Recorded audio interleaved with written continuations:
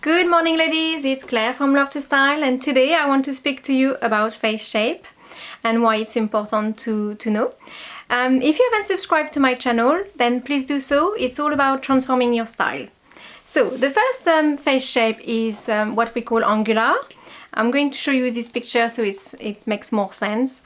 So this lady model, she's mainly all about angles and lines. She hardly has any contours or curves at all. So you can see that on her jawline. Her eyebrows is all about angles, and the top lips as well is really thin, so not much curves anywhere in her face. So if that's you, then you're angular face shape. Now the next one, which is the opposite, is all about curves and contours. So you can see this lady, she's really have no lines or no angles in her face. It's all about contours, softness, roundness. So if it's you, then you are what we call a curved face. And you've got what's in between, which is combination face. I know most people that I've met in the past as clients have been combination face. I'm gonna give you, well, I'm one of those, and also I'll give you the example of Cheryl Cole here, because you can see that despite the makeup, you know, giving her a lot of definition, which could be classed as a line or what I mean, angle and strong jawline, she's actually all about a mix of lines and contours and softness. You can see it in her eyebrows, in her lips, the tip of her nose, but she still has a nice line here. So yeah, a nice defined combined face. So that's combination. Now, so let's go back to our angular face shape, and actually why it's important. Well, it will help you determine which hairstyle is best for you. Your glasses, your sunglasses, which are not cheap buys, so it's good to know which one will suit you best, isn't it? Also for the necklines, what's best for you, what jewelry is best for you, which earrings will look nice, and everything that's close to your upper body will have an impact depending on your face shape. So that's why it's important to talk about it for me today. And so also the patterns, you know, of your tops will also have an impact.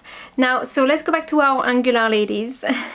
So obviously we just mentioned it, all angles, all lines, hardly any contours or softness in your face. So what you're gonna try to do is replicate that in your hair style. So for example, you can choose spiky if you really fancy that, or sharp kind of cuts, straight ideally, and also maybe asymmetric hairstyles. You know, you see them in some magazines. I know I had one when I was like 14 or 15 and it looks quite nice.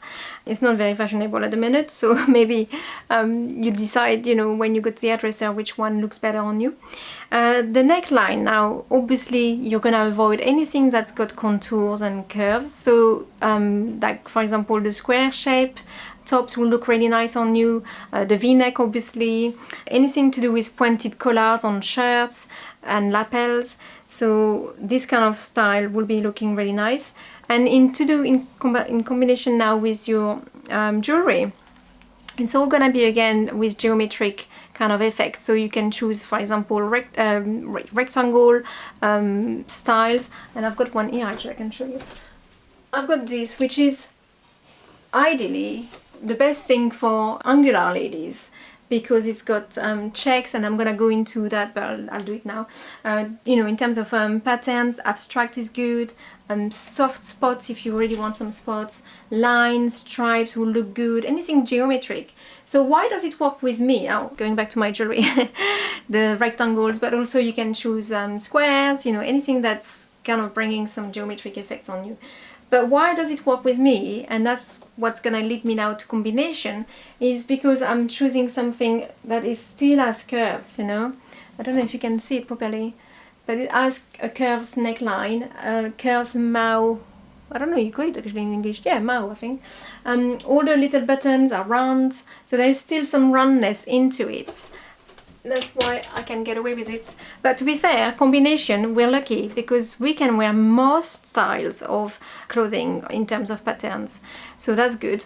It saves a lot of efforts, but you just have to avoid extremes. So avoid extremes in hairstyles, avoid extreme also in jewelry. You know, you don't want to go back to all too geometric or too curved, so you can do a mix of things. And the same for the jewelry, yes. And oh, for neckline, oh yeah, of course, yeah, to avoid all sorts of different extremes. So the square neckline for me is not a goer, and neither when it's too round as well. It doesn't really work too much on some simple t-shirts. It's not a good look on, or even on jumpers and such. And I just don't want to forget anything, that's why I've got my notes here.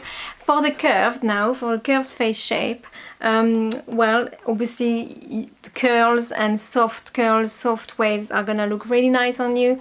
In terms of neckline, well, the classic shirt will look really nice. Maybe choose a soft fabric, so it's bringing this softness to you. In terms of round neck, then that's the person to choose it. It will be you. And then also the arch shape tops will look really nice on you. I've got one top here that's really nice as well on the curved ladies, because it's all about, you know, opening and curved. In terms of jewelry, well, choose anything that's round, that's soft, that brings, so maybe like hoops will be great on you, circles, design on jewelry, and so on and so on. And same for glasses, choose things that have hardly any angles or lines, harsh lines, you know what I mean? Right, so that's it for our face shapes. I know it's concise, but it's important information to know, so you know what neckline you choose, you know which glasses goes with your face shapes. It's actually quite crucial to know all those kind of things. So I hope it's helpful for you, and I see you in the next video to help you transform your style.